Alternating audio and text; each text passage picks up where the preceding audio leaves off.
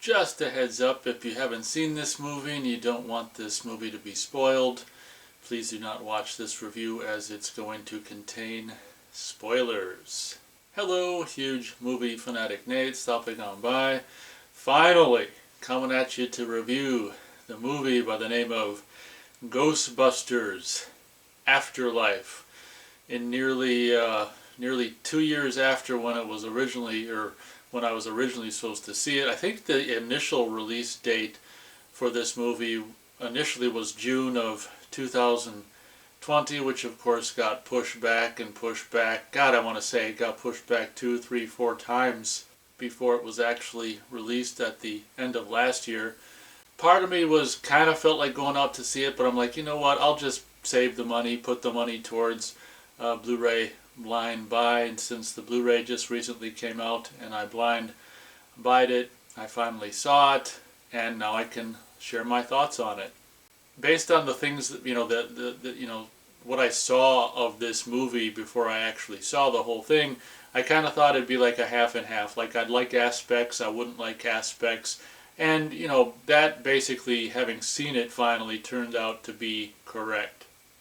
The opening of the movie features Egon, who obviously is played by a different actor, and I do kind of like the way they pull this off at the beginning of the movie by just seeing the back of his head, or profile glimpses in shadow, or even front-on glimpses with the face covered up or in shadow or something like that. I do feel like they pull off the beginning with the quote-unquote Egon fairly well. Obviously, at the beginning of this movie, he's doing something, racing back to his farmhouse with some kind of trap, and hopes to trap some kind of invisible entity, devil dog, we don't know at this point. His little trick ends up not working, and he ends up being the one who gets offed at the beginning.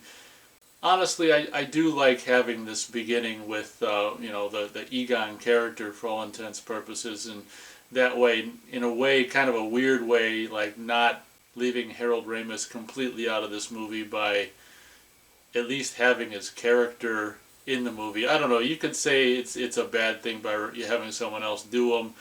You could say it's a good thing by not leaving him out. You could go both ways in regards to like having the character of Egon in this movie, and I would understand both opinions. But for the most part, I do feel like the movie starts off on a relatively kind of a good foot in those regards. In the opening scene with Egon, basically trying to trap this mystery ghost, and ends up, departing the earth himself, was, more or less a good scene. Then it was kind of a bummer. I had flashbacks to the 2009 release of Friday the 13th after that opening scene with quote-unquote Egon and stuff like that. They just so boringly just like fade onto the screen Ghostbusters and then Afterlife, and it's just, and Ghostbusters fades away, and I think Afterlife hangs on there for a while, and that fades away. And I just had flashbacks to the boring title of Friday the 13th, 2009 when that came out, and just like, when you compare the title sequences to the original films compared to these newfangled ones, like the title sequence of the original Friday the 13th, breaking, the logo coming from a distance and breaking the glass is just beyond epic. And the same thing can be said for the title sequence and the main title reveal of the first Ghostbusters movie, with just like or whatever it does in the animation in the Ghostbusters title. Like, what's the deal with them being so just lazy with a lot of these titles and some of these so important franchises these days? I mean, it's almost like a kind of a slap in the face to fans of these franchises. Like, okay, here's the title, we'll just put it there. It's so boring you almost don't even see it, but there's the title, and just fades away, and it's kind of boring. That aspect was just like, I couldn't believe it. I'm like, with all of today's technology and CG effects and this and that and ways to make a really cool title happen, it's just like they just go, here's the title, fade in, fade out, little music to even emphasize it, make it as boring as humanly possible.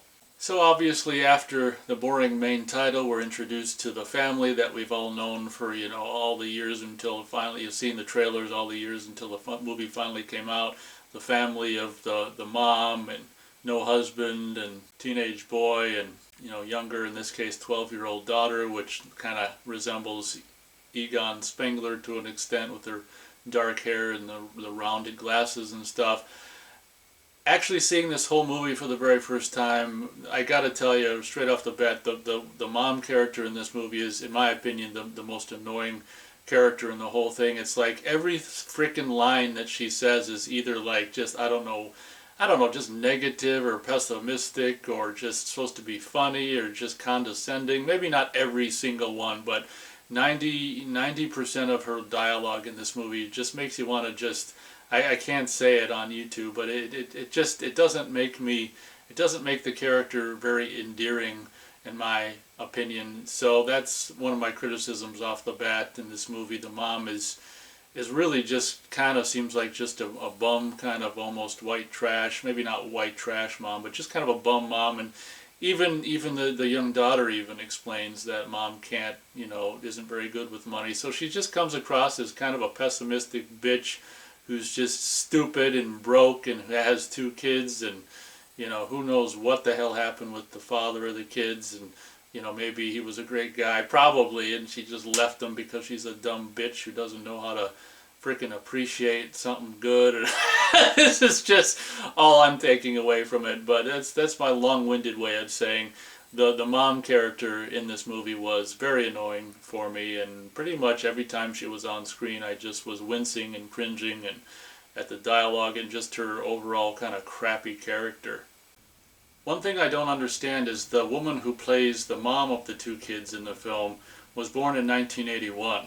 So how exactly does this fit in with the timeline of the first 2 movies? So if that's the case, the character Egon's daughter was born in 81, then she was born before the first film took place, and obviously before the second film took place. So we're to understand that Egon had this daughter 3 years before the original film came out / took place, and was just going on this goofy ghost busting endeavor and all this and that kind of stuff, while he had some daughter that he just completely ignored in some other state by some woman that he completely ignores in some other state. I don't exactly know what the hell to make of all that. I think they don't expect the audience to actually think about those behind the scenes factoids regarding the age of his daughter and all those kind of things. Actually, the more I thought about it, the more I thought about how cool would it be for him to have had a daughter, or maybe a son and a daughter, like directly following the events of the second film. He could have had a son and or son and daughter in, like, I don't know, 1990, 91, 92-ish. So in the Ghostbusters Afterlife movie, which is for all intents and purposes Ghostbusters 3, instead of being Egon's grandkids that discover the stuff and take on the legacy of ghostbusting and stuff, it could have been his son and daughter. They would have been in their early 30s. The daughter could have been kind of cute. The guy could have been, whatever, kind of nerdy. I mean, maybe they both could have been nerdy. Maybe the girl could have been kind of cute. I just think it would have been cooler to have the actual son and daughter of Egon versus the grandkids, and plus it would have been more realistic, because the son and daughter would have been closer to the age that Egon and company, Egon and friends, if you will, were, basically in the original film from 1984. So that's also another bit of information that one could possibly think about in regards to this movie. Believe it or not, there's actually a couple of characters in this movie who didn't annoy the hell out of me, and characters that I actually quite enjoyed, and those were the 2 youngest kids.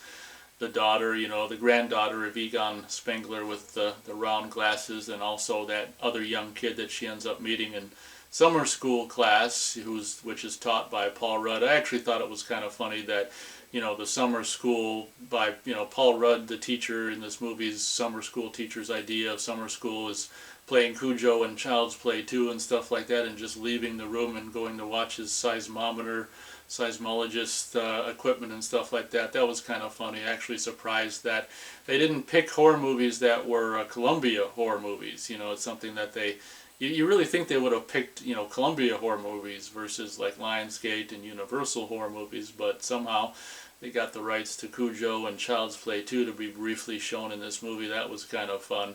But the kid that the granddaughter of Egon Spengler would end up meeting in the summer school class, I think we just see him like 1 or 2 times briefly in the summer school class, was a phenomenal performer, just like the girl who played, the granddaughter of Egon. And it actually reminded me a lot of myself at that age, because I always like had a tape, not always, not on me all the time like this kid's got, but oftentimes, hanging out with friends and stuff, I'd have an audio tape recorder and just recording stuff, not doing the interviews and hokey ass stuff like the kid was doing, but I kind of saw a little bit of myself. It's funny because I guess I kind of saw a little bit of myself in both of the young characters in this movie, and I guess that's maybe why I kind of gravitated towards them. But a little bit of positivity for this movie, in my opinion, is the two youngest characters, the two youngest kids, in my opinion, were actually relatively entertaining and endearing characters, and characters that I enjoyed watching. Now getting on to my complaint about some of the characters that I felt were completely more or less unneeded. The mom, the annoying mom's older teenage son in this movie, I felt like his character was completely not even needed. I think his biggest contribution to the movie was basically getting the Ecto-1 running, and I guess he was the guy who was driving them around. But I mean, honestly, you could have gotten rid of that older brother and had that, podcast kid be the kid who's good at fixing up cars, and he could have been the driver, honestly.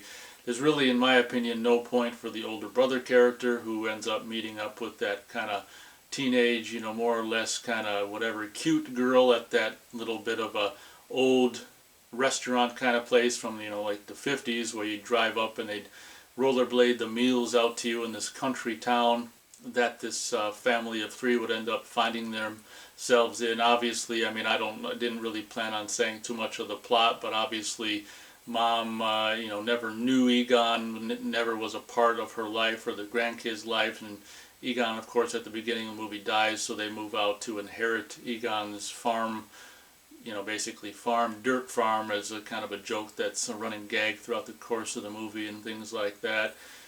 So obviously teen son ends up seeing this relatively attractive, quote-unquote, cute girl working at this restaurant. He ends up getting a job there to do the all-important grueling task of inventory, and ends up not hooking up in that sense, but ends up, pairing up or being chums to a certain extent with this kind of cute girl from the diner or the restaurant or whatever drive-in restaurant thing. And like I say, there's, in my opinion, with the, this kid fixes the cars and stuff, like on their trek on their road trip from wherever the hell the movie started and where they got evicted from to the farm. We see the kid fixing the car along the way, so he fixes up the Ecto-1, finds it in the barn, and in my opinion, that's the only worth that this character has.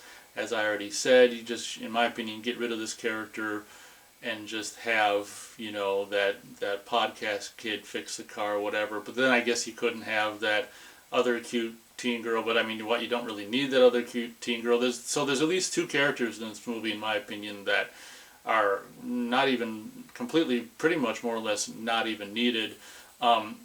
While I'm on the subject of that kid and repairing the Ecto-1 and stuff, just like with the reboot of Friday the 13th from 2009, I felt like the reveal of the Ecto-1, kind of like with the hockey mask in the theatrical cut or the whatever, I think it's both cuts actually on the Blu-ray, that the reveal of the hockey mask in the 2009 Friday the 13th, in my opinion, was just another kind of slap in the face to fans, just the most lazy reveal of the hockey mask of all time. It was just like, it just takes a piece of fabric off the hockey mask, and it's like with no instrumentation, just nothing, like do it as boringly as possible.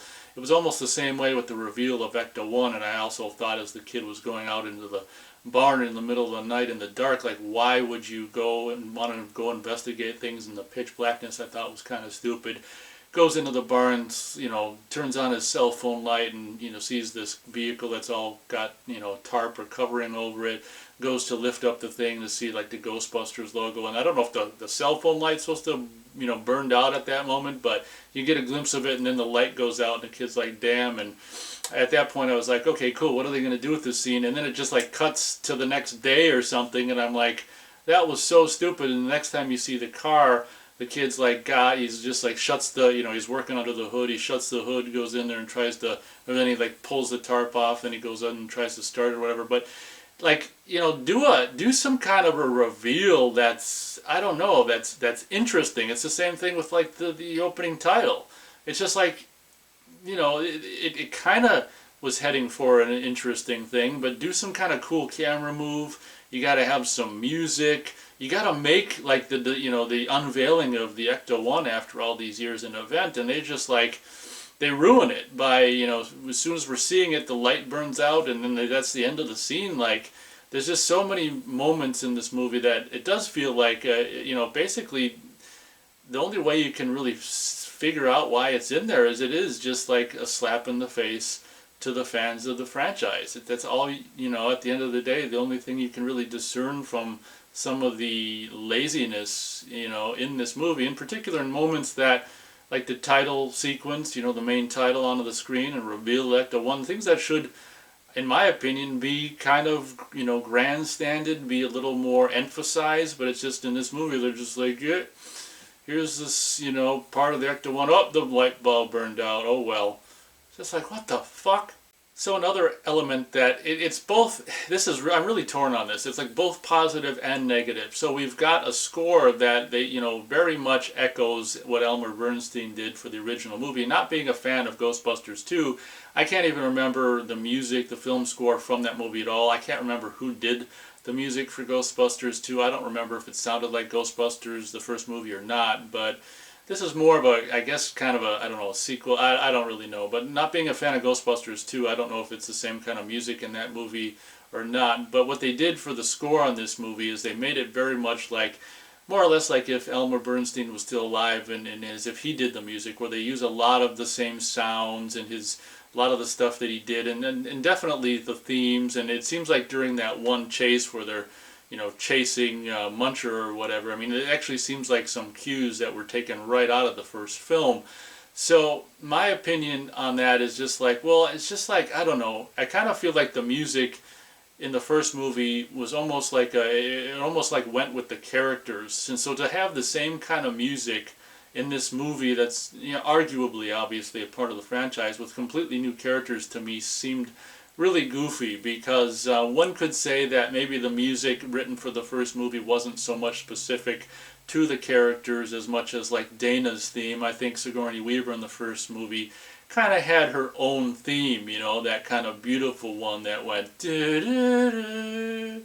forgive me, I can't do it right now, but it seems like Sigourney Weaver had maybe a character specific theme in the first movie, which I don't think we heard in this movie, because her participation in this movie is obviously extremely limited. But I'm not so sure, like just some of the music that from the first film, that went with when the 2 or 3 guys were farting around trying to figure out how to finance this this ghost busting and all this and that, and the goofy music that I love Elmer Bernstein and what he did for the original movie and the music and stuff, and I don't know, part of me liked hearing it again, and part of me was just like, well, maybe save that music for when the original characters show up on screen or something, because I just felt like using that original music for completely brand new characters just made no sense. Like, you could you should make up new themes for the new characters or something like that. But I guess an argument can be made that maybe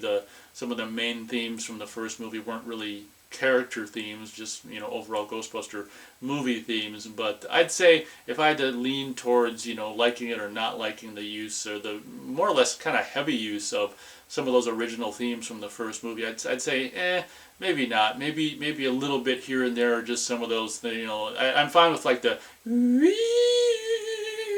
thing, or the piano thing, or some of these more subtle, subdued kind of nods to the original score. But just using flat out like dun dun dun dun dun dun dun dun dun dun, just full bore, just themes like they were in the original movie, and like that cue during that Muncher chase scene. It's like that was a cue right out of the first movie, another action scene, I want to say, and it's just like, yeah, I don't agree with that. Like, have the music from the first movie come back when the characters from the first movie come back.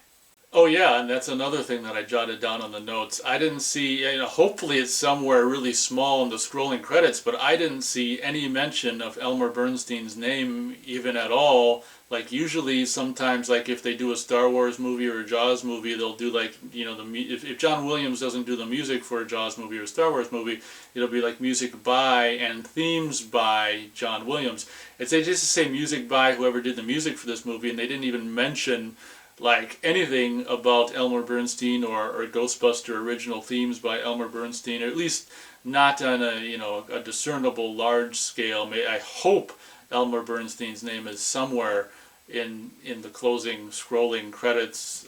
If not, that's even if it is there, it's still kind of a travesty that you didn't have it initially in the music by, and then it should fade out and be original themes by Elmer Bernstein. I thought that was a really slap in the face to Elmer Bernstein as well.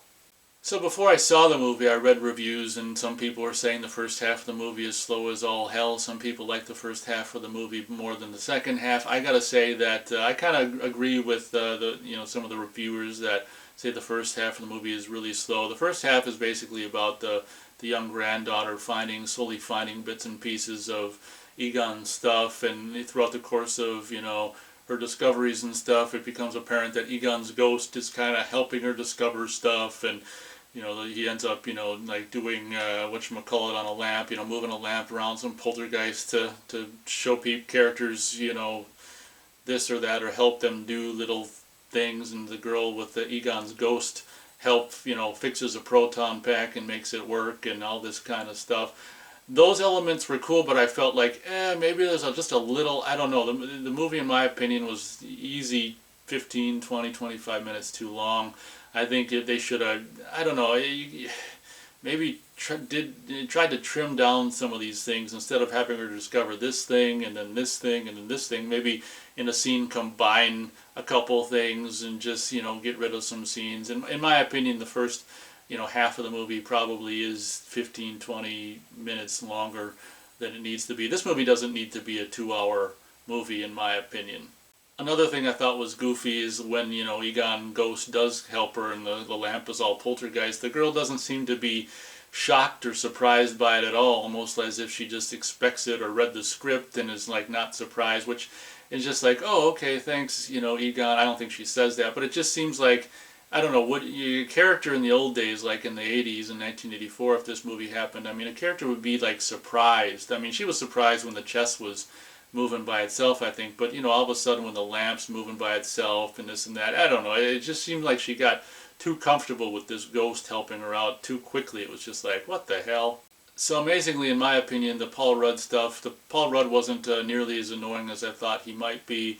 The mom definitely takes the top prize for the most annoying character in this movie.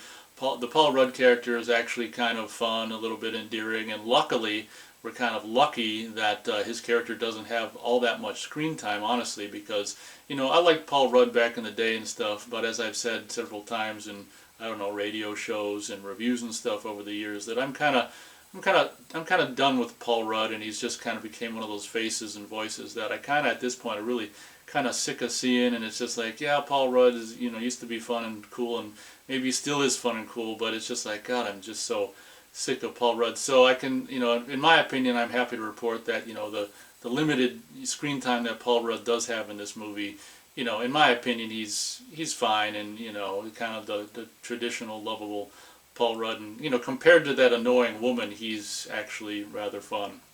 I'd say easily my least favorite Paul Rudd scene was the one in that one particular store named after a wall. I was just like, oh my God. And I think that scene is before like the hell really starts to break loose in the town, and I was watching that scene, which is basically a big advertisement for that store that's named after a wall.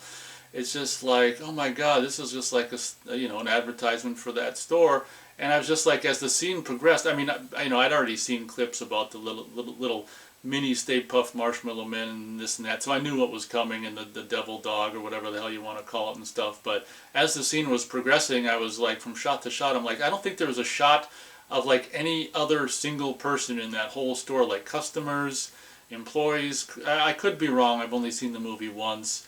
But I don't remember seeing anyone else in that scene. I'm like, he's in there all by himself, like the honor system or something, and that scene happens with the stupid cutesy, Stay Puft Marshmallow Men and the stupid devil dog scene, and it's just like it's all loud and stuff on your surround sound and this and that, and supposed to be all spectacle and stuff, but it's like it was just soulless. That scene was just soulless to me. And after I watched this movie, I'm like, you know what? Like the original Ghostbusters is kind of a scary movie. I mean, it was portrayed like, first they kind of have like the scary ghost stuff, and the stuff with Dana and the eggs, and and I guess maybe I saw it as a really young kid and it scared me, so my perspective is completely skewed, I suppose. But it just seems like the original Ghostbusters actually tries to be a little bit like pseudo scary, and like the thing with opening up the fridge and it's like Zool, and especially that scene where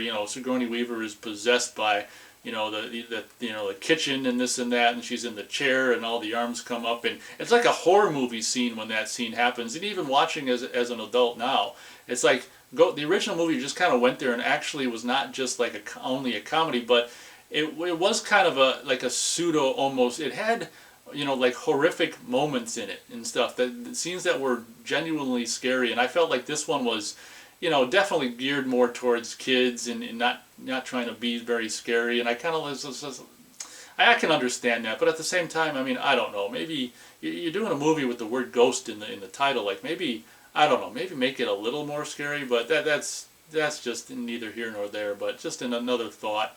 Oh yeah, the thing that got me to thinking about that is just the cutesy, just comedic, whoever's idea it was for the mini Stay Puft Marshmallows, I just thought was, I don't know. To me, it's not cute. It's not fun. It's just annoying. And if I did an 8 cut of this movie, that whole store scene would just be on the cutting room floor.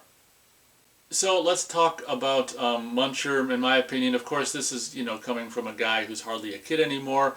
Obviously, back in the day when Ghostbusters came out, Slimer, let's face it, Slimer was the shit. Slimer was a character that became very, very, very popular, and obviously that same, part of one of the things that helped the character become so famous is the classic line, he slimed me, and just the, that characteristic of that character, and another thing that was a big part of the original movie, which is like not even, I don't think even mentioned in this movie, of course, is ectoplasm. And the first movie really starts with a heavy kind of emphasis on the thing, the idea of ectoplasm, and like these spiritual non-physical entities, leaving behind physical gooey traces. And it also kind of, it's just kind of creepy and like spooky, and like, ooh, wow, and also kind of just nasty, and has so many that, just the whole idea, just the idea of ectoplasm itself is kind of like one of those things that's just like, ew, gross. It just kind of gets a fun emotional reaction from you. So when you have a character that's like,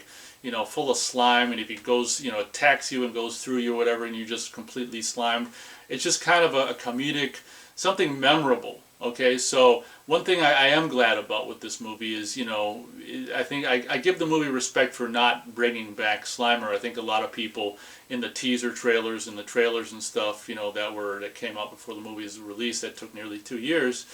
I think everyone, when they saw a glimpse of that flying green thing, we all kind of just assumed that was Slimer. I do give the movie props and the filmmakers props for not bringing back Slimer and indeed introducing their own character for this movie. The problem is, in my opinion, he's not very interesting. He's Muncher, and he just chews on, metal or whatever, this and that. He eats this and that, and I don't know. He just, in my opinion, it's just really not that memorable of a character.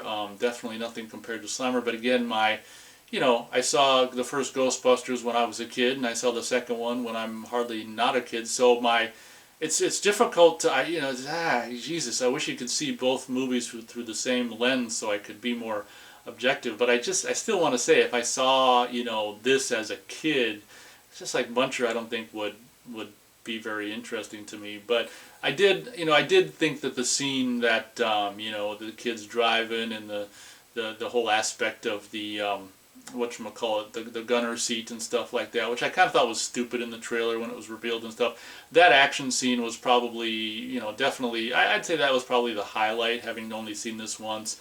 at this point the highlight of the movie. I think that scene where they're trying to trap, Muncher into the trap was cool. And I think honestly, probably the coolest new idea about this movie is the idea of the radio controlled trap, where you can put a standard trap, basically in just lock it into this set of 4 radio controlled wheels, and you have this little door on the on the bottom of the car, the Ecto-1, to let the RC car out, and you can basically chase ghosts and trap them this way. Someone in the gunner seat can catch the ghosts in the beams and stuff like that, and someone else can be controlling the RC trap, which I thought was, it's almost enough reason for the existence of this movie, honestly. Just those 2 details, gunner seat in Ecto-1 and the RC trap idea, which I did think was a very cool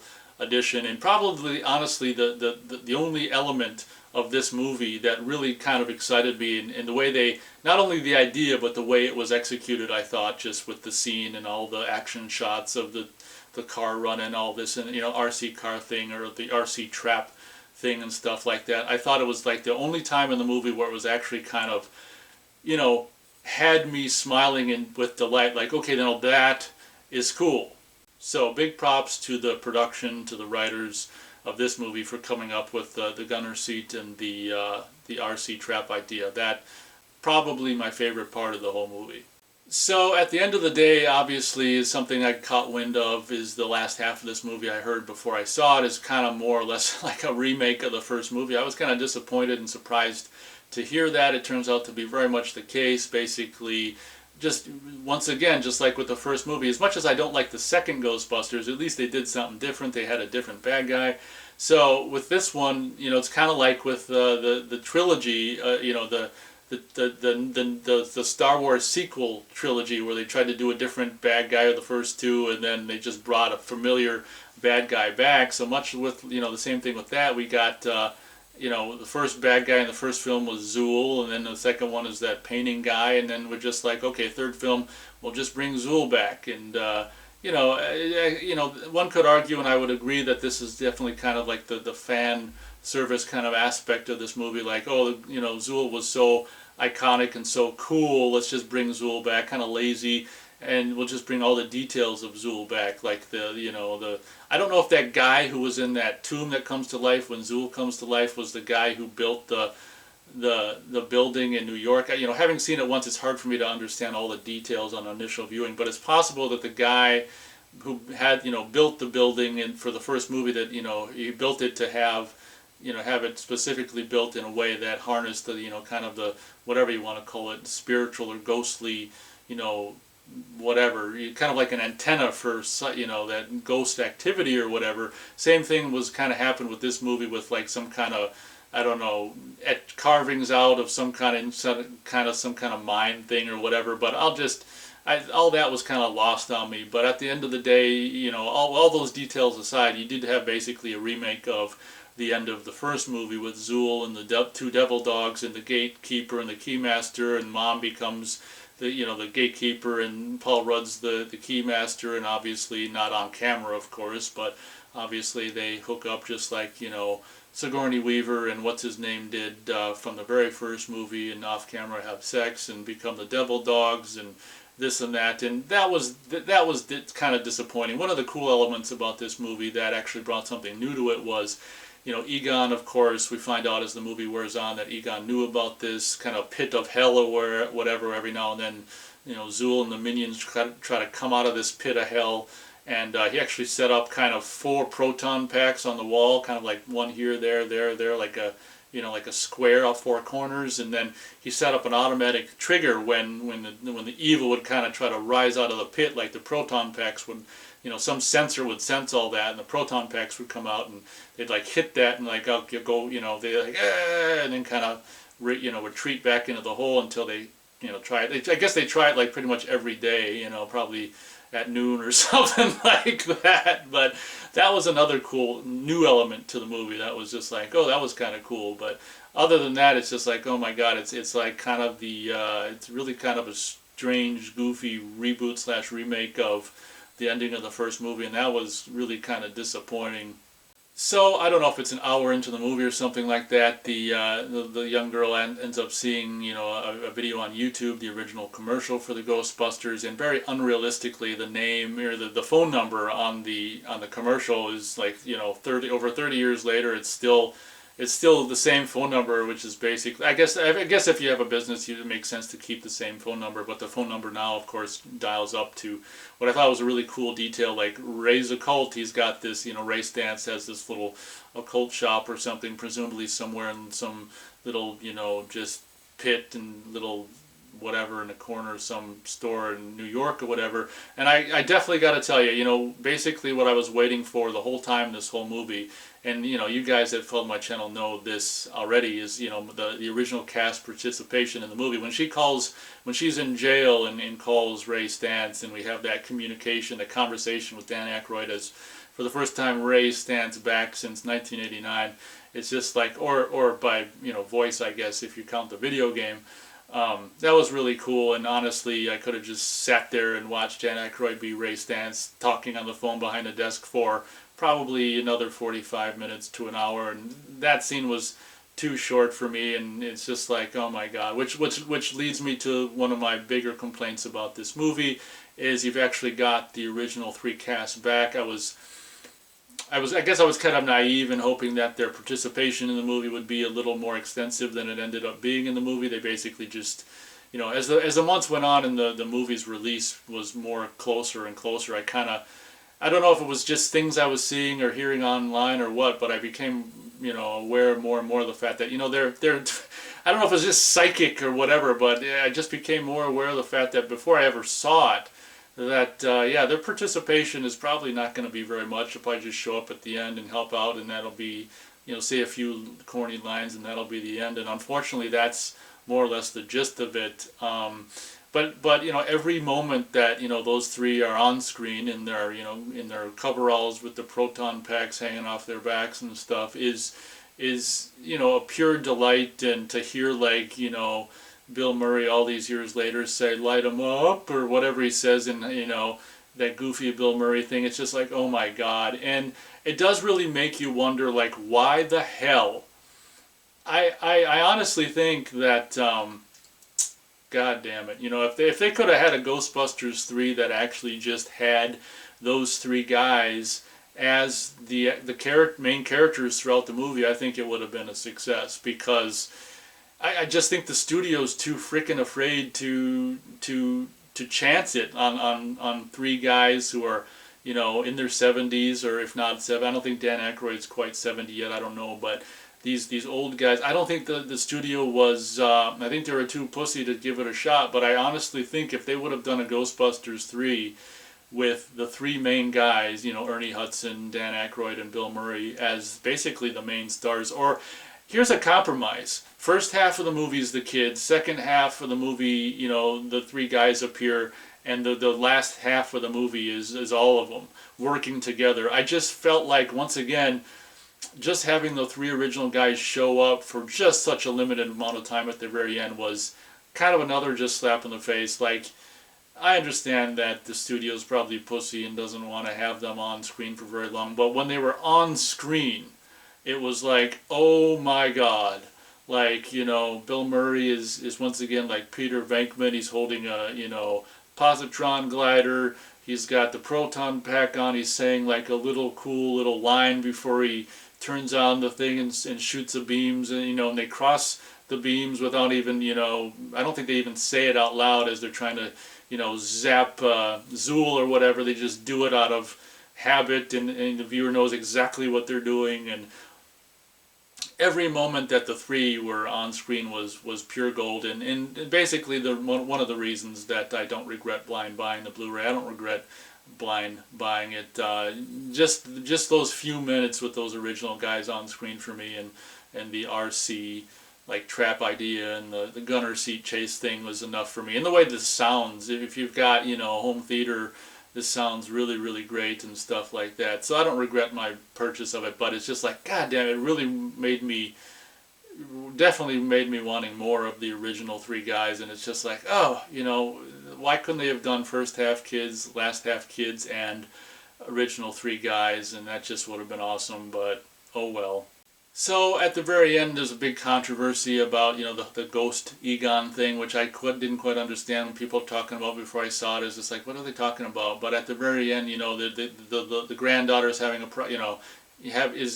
proton zapping Zool, and Zool's winning, and the girl's sliding back in the dirt, and basically, at the end of the movie, to kind of save the day, Egon Spengler CG ghost kind of appears and helps and holds the positron glider thingy and helps out the granddaughter. And I thought, honestly, if you're going to do a CG, Spengler, they did it in the best way possible, unlike, the young version of, that character from Tron, Flynn from Tron Legacy or whatever, which was just laughable because it's CG, real world, he's supposed to be there in the flesh, like it just didn't work at all.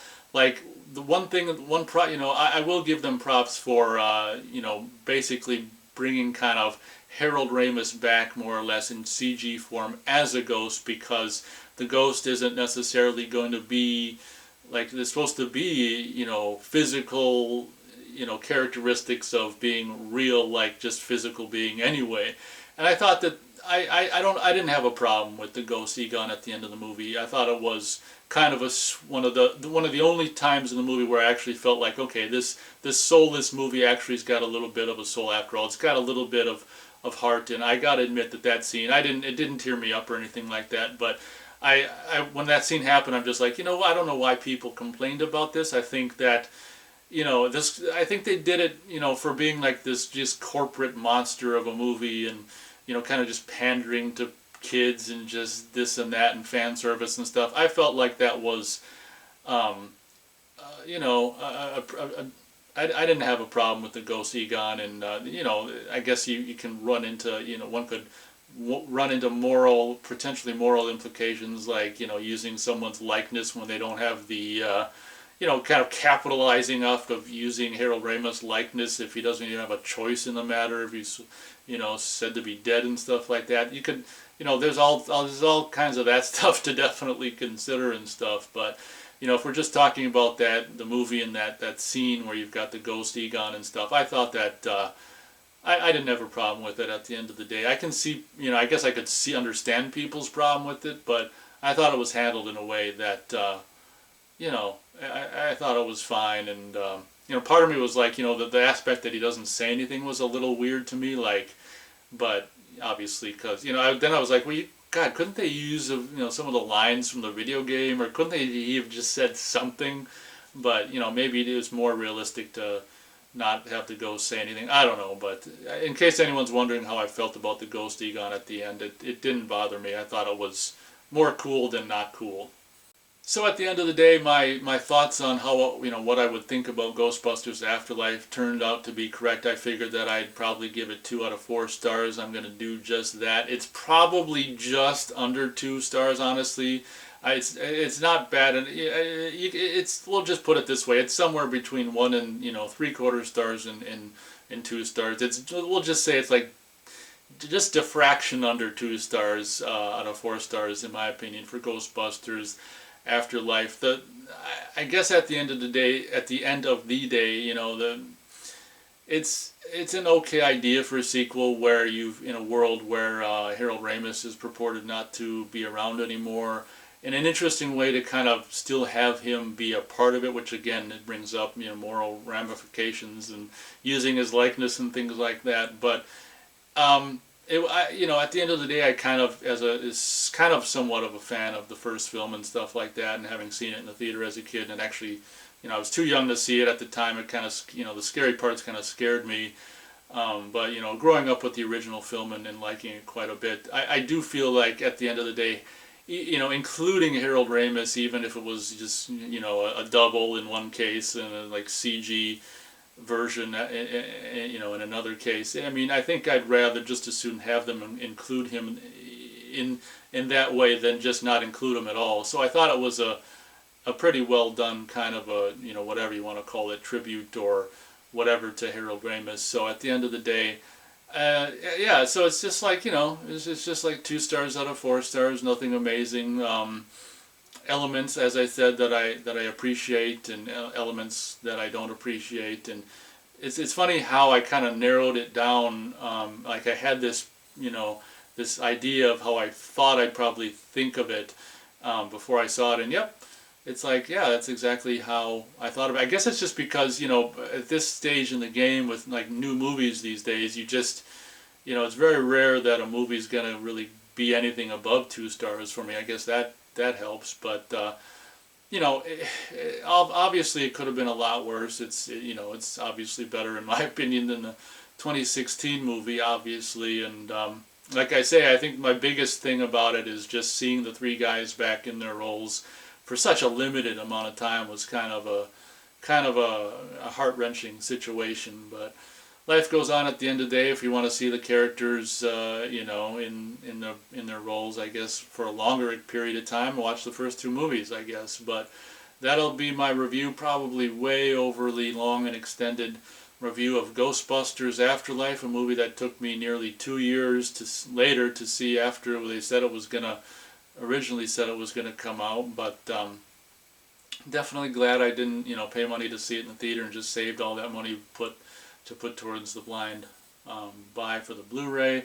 I don't know if anyone who hasn't seen the movie is watching this, but I'd say there's no big rush to see it. Like if you want to buy it, I'd suggest just waiting for the inevitable price drop. I just didn't want to wait because I'd already been waiting for nearly 2 years to see this, so I just went for it. But it's not something that's going to change your life, so it's not something you need to like rush to see or anything like that, in my opinion. Definitely could have been worse, but obviously, as so often is the case with movies these days, in my opinion, definitely could have been better. So thank you very much for watching this review. Extra special thanks to anyone who actually watched the whole thing. Hope you guys enjoyed, and as always, we'll catch you on the next review.